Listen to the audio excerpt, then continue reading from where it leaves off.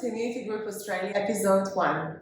We are here with a fellow food allergy mum from Perth, Western Australia, Margaret. She will tell us a little bit about her food allergy journey and how difficult it is in the holiday season for us food allergy families to manage safety risks for our children.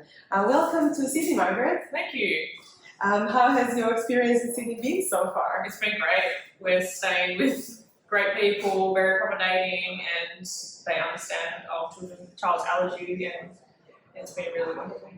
So when you travelled across by plane, was this your first time to fly by plane with your son? It was the second time, but we felt more experienced this time with his allergy, so we ensured we had 3 EpiPens, had all his medication, packed all of his food, not to take any risks of eating on the plane or ordering food from the airport. Just had everything in place that we needed just in case. Did you have to communicate with the airplane staff? We didn't, just because we weren't going to risk eating or anything, and we know all the protocols of washing hands and keeping on top of that. And did he love the plane trip across? Oh, yeah, he had the best time. Had permission to just watch TV the whole time. The pilot invited him onto the cockpit. Wow. Yeah. That's pretty Had a special. great experience. Yeah, as I said, we had 3 EpiPens. Because originally we've just been carrying 1, so I had to visit the GP, get a script for 2 more, fill that, just make sure that his medication was all in date, pre-packaged, overpacked with food just in case, because you never know with male toddlers, they're so hungry all the time. Change of clothes in case he does, feel sick or anything like that, and just all the cleaning equipment and just sanitizing. And in speaking to you earlier, we spoke about safety being a major consideration for social events, but that can't be taken away from fun for little ones. How do you balance safety and fun for your child at, let's say, birthday parties or holiday things? Yeah. It can be challenging, but I think once you've done it a couple of times, you become very experienced. So as I was saying to you earlier, of course, safety is our priority, but at the same time, equally, I never want him to feel excluded. So for example, with birthday parties, it's all about organisation. So he doesn't feel left out. I always ensure that we bring a cupcake that's safe for him, any lollies. We don't even bother telling some of the families that we were attending that there's any allergies sometimes. Just depends on the relationship that we have with them. Just ensuring supervision constantly, washing hands. But the main thing is just being really organised, and so he just doesn't feel like he's different, and he can just enjoy it. And half the time, to be honest, he doesn't even care about the food. He just loves being there and enjoying the entertainment. And it's been great. Every child. Yeah, exactly. Yeah. When it comes to food allergies, I guess it's important to say that 40% of food allergy children experience bullying in school, and not feeling different is very important for their psychological and mental health. And for us food allergy families, managing that is a colossal task, but a daily task, and it becomes almost like a second nature, perhaps. Definitely, yeah. Tell me about the allergies. So how did you find out about your son's allergy, and what is he allergic to? Yeah, so he's allergic to wheat and barley. I actually have a peanut allergy, so before he started solids, we took him to a private allergy specialist, had a skin prick test done. We were advised to stay away from wheat and almond initially, so we did that. Barley didn't come up as positive for the testing, and at about 9 months my husband gave him a food pouch that contained barley. We didn't think anything of it, and we thought he ate the whole thing, just seemed a bit sleepy, maybe he was full from the food. Put him down for a nap, and he was looking really agitated in the video with the nursery camera, and then I brought him out after an hour and he was completely red, puffy, and then that was our first experience, having to race off to get antihistamines because we weren't prepared for that. Then he would just projectile vomited, and then we had to just call 000 ambulance came and administered EpiPen and took him to the hospital. For us, when we called the ambulance for the first time, our daughter was 4 months old, and they didn't dare to give her any adrenaline. She was, in their opinion, too young at the time, between 3 and 4 months. So the education started after the first hospital experience.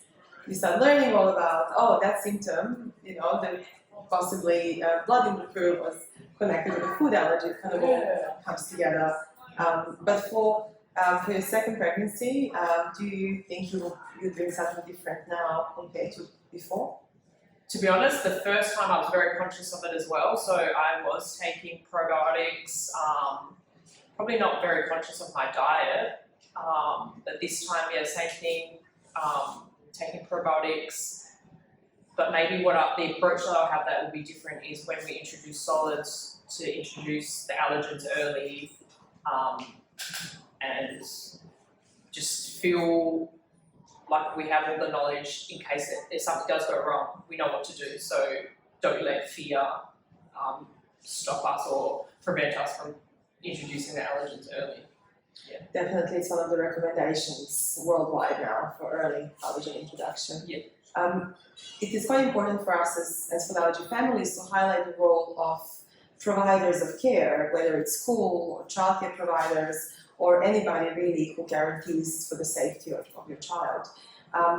With your sort of perhaps negative experience with that, what would you recommend to other food allergy families when it comes to care arrangements?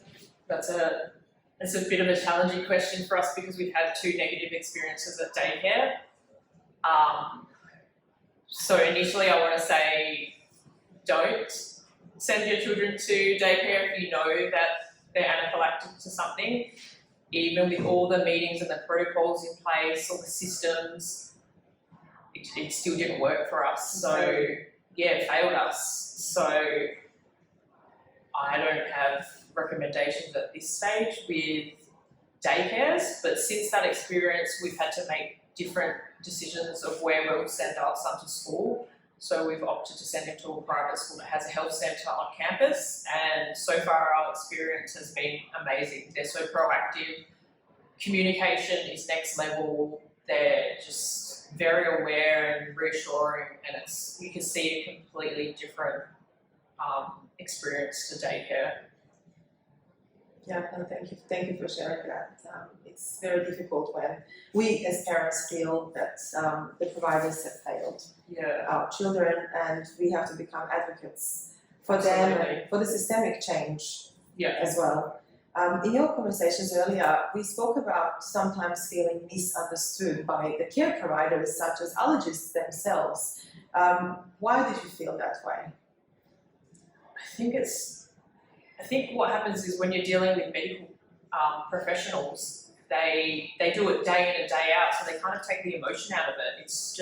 It ends up being a job for them, and they don't realise the impact that has on families. So I think the experiences that we have they don't come across as realistic in like day-to-day living, because they don't really know how it impacts the families emotionally, and that can end up having a domino effect in many ways, like our mental health and then financial impacts. They don't look at that full picture. I think that's where there's a bit of a disconnect, and I find that a lot across different health providers in different areas.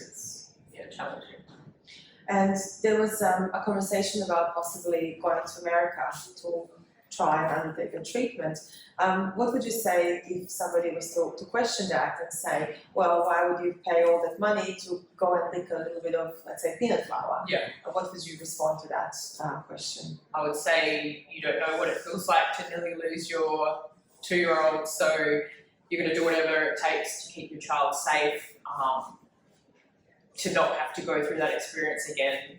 Anything is worth making and keeping him safe. As I don't think you can put a price on it. We would just make a sacrifice to make it work. Yeah. Thank you. And just to highlight, Australia does not have a standard of care by including oral immunotherapy as an option for families, and in particular wheat and barley is present in so many products, so it is essential for us as a nation to invest not just in research but in practice and adopt best practice approaches from America and other countries worldwide. When it comes to babysitters and, let's say, grandparents, what is their involvement with your son's care, and have there been any challenges in communicating your needs as a family to them? Yeah, they've been really great. Obviously, with my parents, there's a bit of a language barrier, so in that sense, the communication can be a bit of a struggle sometimes. They can be a bit old-fashioned in the sense that they don't understand the severity sometimes. Initially, my dad said, comments like, oh, he just needs to have a bit more of the allergen and he'll be okay, grow out of it. But, that's just, he means well, but it's just when people don't know, they just don't know. But we are hesitant at times to send him to other caregivers, but after educating both our parents, my husband's parents and mine, now we feel very safe. So we're constantly reiterating, like, you sure that doesn't have the allergens? You clean the utensils, there's no cross-contamination.